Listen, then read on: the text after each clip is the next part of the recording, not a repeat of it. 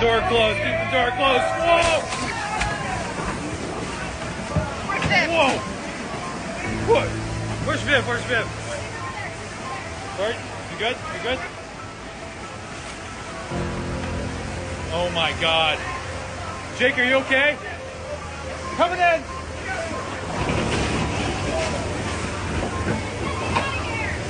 Get out of here!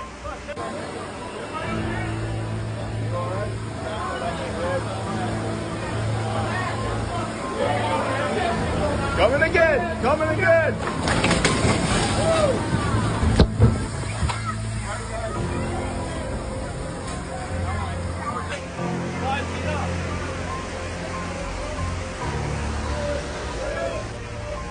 Coming in!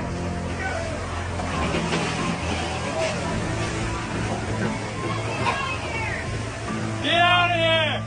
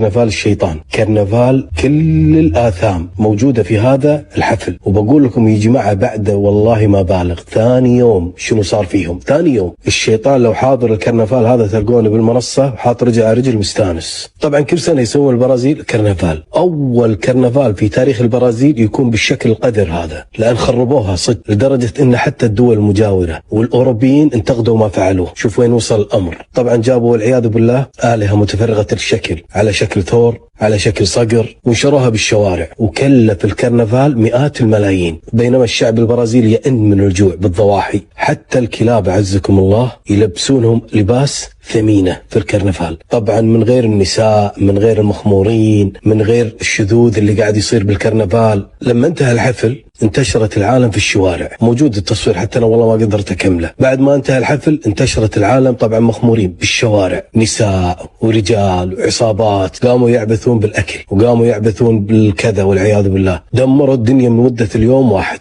اليوم الثاني تجمعت الغيوم وجتهم فيضانات ما مرت في تاريخ البرازيل منذ نشأتها، ودمرت الشوارع، دمرت البيوت، دمرت البشر. يشوفون المشهد هذا سبحان الله كأنه بحر من فوق الجبل وانفتح عليهم، كأنه غضب من الله عز وجل. تشردت الناس ومئات الضحايا، وخسرت الناس ضعف اللي دفعوه بالكرنفال. شوف المشاهد شلون يصيحون من الخوف. وأمس